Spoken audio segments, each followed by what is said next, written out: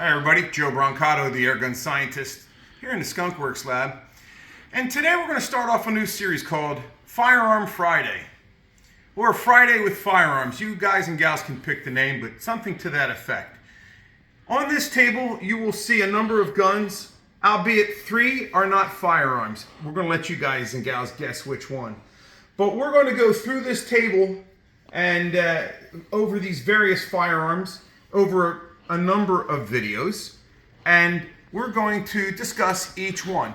Well, maybe we'll start off with the genre today of Smith & Wesson revolvers. So that would be this area right here. We're going to look here. We have Smith & Wesson revolvers here. Here we have, well, let's go through the model numbers. This is a model 27 with a 10-inch by 1-inch bull barrel. And while we're doing that, I'm going to get the case that came in so you guys might know some of these guns.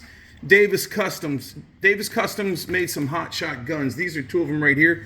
These are police pistol competition PPC guns. Again, that's a model 27 with a 10 by 1-inch bull barrel. And how you can always tell what model they are, you just open up the crane. That says a model 13-2. Okay, that again, by the way, these triggers are amazing on these guns. On these Davis Customs are like amazing.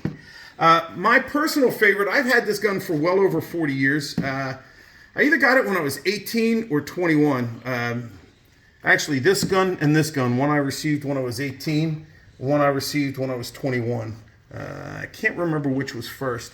But this 686 is these are dummies, these are snap caps. This is actually one of my favorite guns. A really good shooter. All of these Smiths, and you can dry fire them with the snap caps in there too. All of these Smiths just have fantastic dry firing on a snap cap. People don't go crazy. Awesome triggers, just so smooth. And I always liked the full underlug. The shrouded ejector and a full underlug I thought just looked the greatest. This is a little bit of an older gun. Again, this is a model 14-3. And a lot of times, to signify,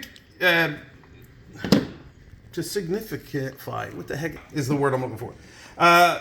They might have come out with like a model 13. Now, before this had a custom barrel on it, this had fixed sights, and the next one up would have had adjustable sights. Okay, and so that's the difference between like a 27 and a 28. They were both 357, 38 caliber, and frame, but the 27 was fixed sight, and then the 28 would have had adjustable sights. Now, obviously, this is a bull barrel, completely different sighting system, so it doesn't matter whether you started out with a 27 or a 28. That's where you want to. This is actually a new favorite of mine. I got this one fairly recently, within a few years. Again, nice target hammer, nice big large target trigger, adjustable over travel, Bueller mounts with a loophole scope on it. A very, very fun gun. Actually, the oldest gun in this collection. Here's a really cool one. This is a Smith & Wesson. I think it's a model 1.5. I think that's what it's called, honestly. And then this, oh no, you do it this way. It's been a while since I've worked this gun. It's a 22 short. Back then, it was black powder. Okay, you would have just taken that out, loaded it, put it back in there, and then close that, and then you would have fired it. I'm not going to dry fire this. This isn't a gun you want to dry fire. And then, so we have the 629 6-inch, a 629 8 3/8, and then a 29 6-inch, aka the Dirty Harry gun. Down here, we have a Glock 21 here. Why don't you get out of the light there? This is a Glock 21. That's a 45 ACP. That's my favorite caliber. Of course, the 9mm Glock 17, and then this is an M&P 9. And let's slide over this way. We're going to get into the Colts here.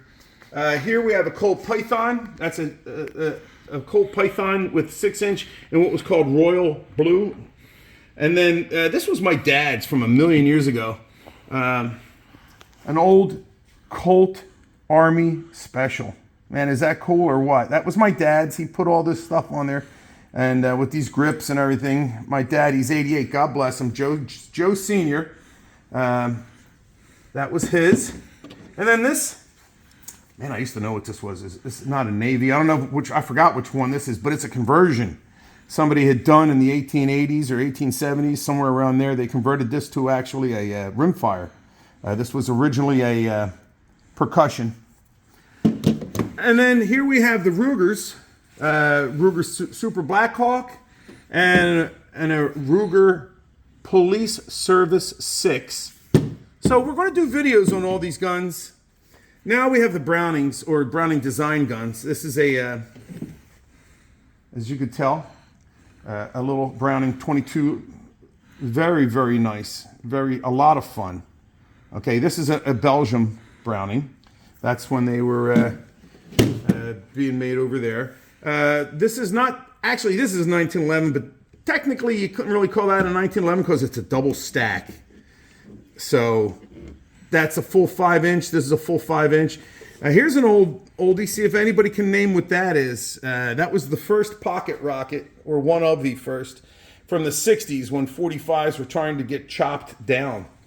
And then we've got this Luger from the war, as well as this Ruger, which is a replica, a Ruger black powder gun. Now, we're going to do a video on these. Let me know what ones you would like to see a video on. By the way, 3 of these guns, 3 are CO2 powered. All of the rest are firearms. Put down in the list which 3 are not real. And we'll see what, we'll come up with some kind of a prize, I don't know, or some kind of recognition. So for today, we're just going to start it off with saying, hey, we're doing Firearms Friday. I already told you my favorite of all the revolvers right now. I love my Smiths. But come and let me know which one you like and which one you want to see us do a video on. We'll do a whole video on that series, whether it's the Colts, the Smiths, the Rugers, the 1911s. One of my favorites, actually one of my favorites, Rick Ream. Shout out to Rick Ream, Shooter 1721. Watch his channel. He also likes 45s, and he served our nation with a 45. So hats off to Rick. Okay, I think that's about long enough. This is Joe Brancato, the airgun scientist, and the Firearms Friday guy, saying take care, God bless, shoot safely. Cheers.